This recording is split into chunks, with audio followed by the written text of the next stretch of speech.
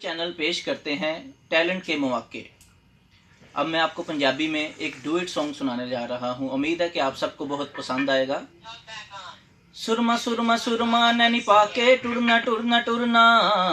मुड़ना मुड़ना मुड़ना वल खाके मुड़ना मुड़ना मुड़ना बल्ले तेरे लक दे हुलारे सोनिए पट्टे हैगे मुंडे तू कवारे सोनिए शावा तेरी अख ने सोनिए हाय ओए मुंडे पटले सोनिए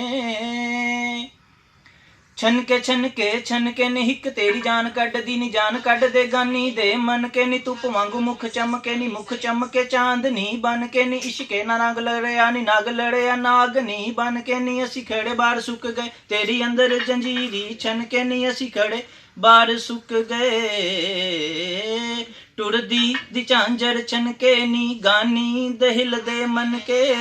नी